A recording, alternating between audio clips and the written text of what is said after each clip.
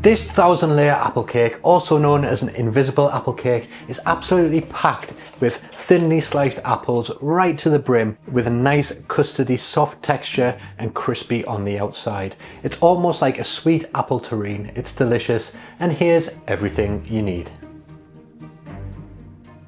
We'll begin this recipe by peeling 6 to 8 apples. These can be any apples that you like to eat.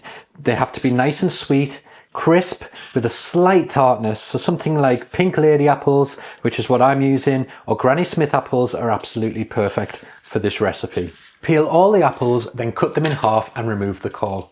Next, we're going to thinly slice them. You can do this on a mandolin because we need them really thin, roughly around 1 to 2 millimeters in thickness. If you are using a mandolin, just be extra careful. They are super sharp.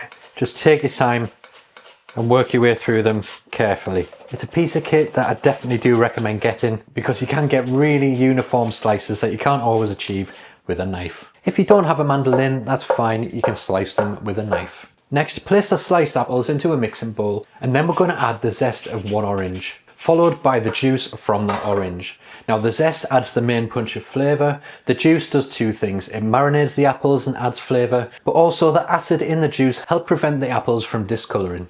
Now make sure you get right in there and mix it until all of those apples are completely coated. We can now place the apples to one side and we'll move on to making the batter.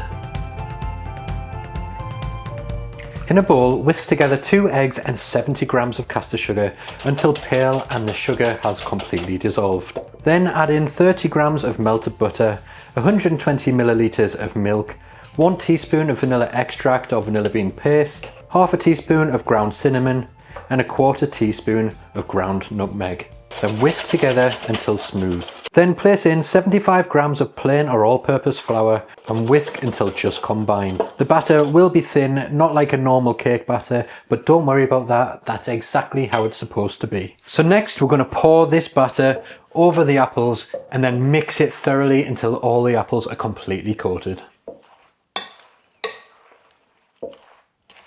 I've got a loaf tin here that I have lined with parchment paper. I've done 1 strip going that way and then 1 long strip going that way. And I've left a little bit of overhang at the ends just so when it's baked we can lift it out nice and easily.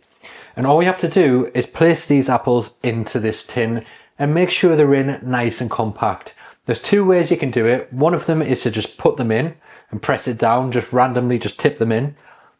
Or you can take your time and do them slice by slice. It really does depend how much time you've got on your hands. You will get better results if you take your time and do it slice by slice. And then if there's any batter left in your bowl, make sure to pour that over the top.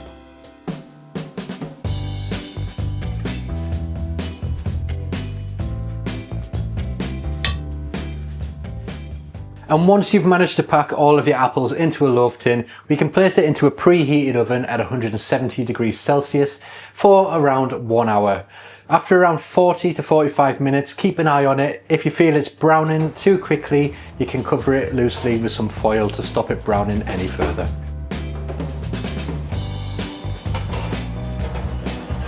And once it's baked, you should have something that looks like this. It'll be nicely caramelized on the surface and puffed up and raised up a little bit.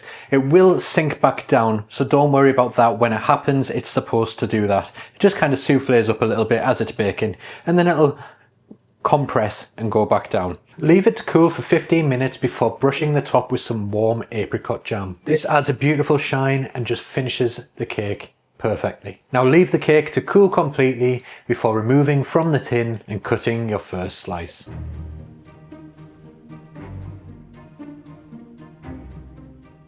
Serve warm or at room temperature and finish with a little dusting of icing sugar.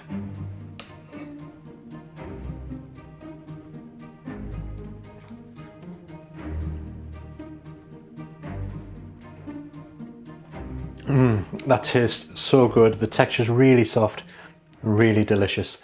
So that's how you make a 1000-layer apple cake. It's definitely worth making. I hope you enjoyed the video. Thanks for watching, and I'll see you in the next one.